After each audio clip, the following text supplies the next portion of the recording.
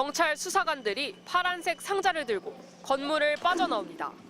압수한 물품들을 차량에 싣습니다. 경찰이 오늘 오전 9시부터 국토교통부를 전격 압수수색했습니다. 같은 시각 양평군청에도 경찰 수사관들이 들이닥쳤습니다. 양평고속도로 타당성 조사를 벌인 용역업체인 경동 엔지니어링과 동해 종합기술공사까지 4곳을 약 6시간 동안 압수수색했습니다. 경기 남부경찰청이 김건희 여사 일가의 양평고속도로 특혜 의혹과 관련해 의혹 제기 약 2년 만에 강제 수사에 착수한 겁니다. 서울 양평고속도로 의혹은 예비 타당성 조사를 통과한 종점이 지난 2023년 5월 타당성 조사를 통해 갑자기 변경되면서 불거졌습니다. 변경된 종점 근처에 김건희 여사 일가의 땅이 있는 게 확인되면서 특혜 논란이 일었습니다.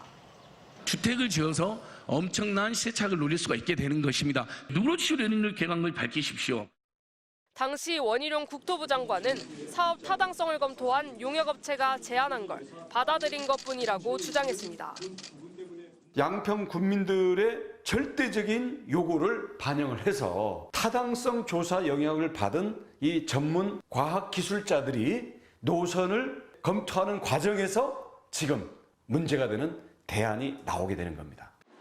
업체 측도 국토부의 압력이나 지시가 없었다고 해명했습니다.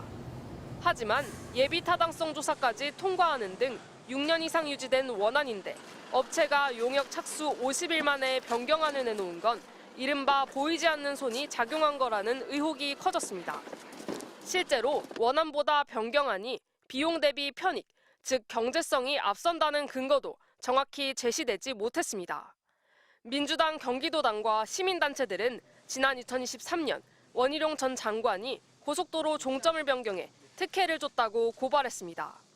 경찰은 압수수색 자료 분석을 통해 국토부의 개입 여부를 확인한 뒤 원희룡 전 장관에 대한 소환 조사를 검토할 걸로 보입니다. MBC 뉴스 이지은입니다. 서울 양평고속도로는 2017년 제1차 고속도로 건설 계획에 포함되면서 본격 추진됐습니다.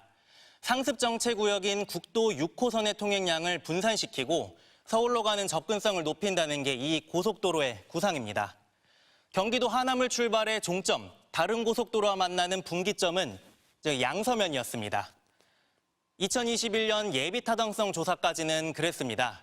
그런데 윤석열 전 대통령 당선 직후에 종점이 달라졌습니다. 민간업체 2곳에 용역을 맡기더니 2달도 안 돼 강상면으로 바꾸겠다고 한 겁니다. 국도 6호선에선 더 멀어졌고 노선의 절반이 갑자기 바뀌었습니다. 여기에 김건희 여사의 이름이 등장합니다. 새로 바뀐 종점 강상면에서 북쪽으로 500m가량 올라가면 김건희 여사 일가가 소유한 땅이 있습니다. 바뀐 종점 반경 5km로 넓혀볼까요?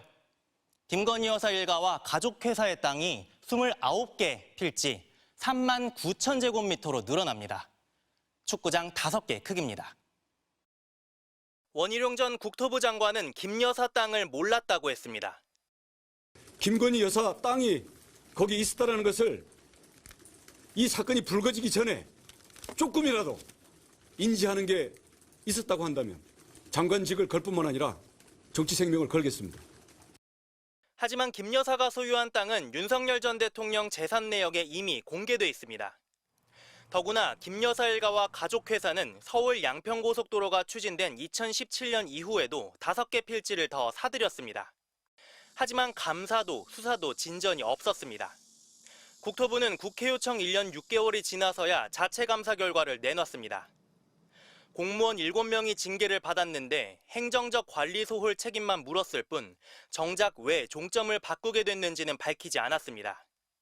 2023년 7월 시민단체 고발 이후에도 공수처도 검찰도 경찰도 속도를 내지 않았습니다. 계획대로라면 서울 양평고속도로는 올해 공사를 시작해 2033년 개통될 예정이었습니다. 하지만 원희룡 전 장관의 중단 선언 이후 1년 10개월째 모든 게 그대로 멈춰 있습니다. MBC 뉴스 공태현입니다.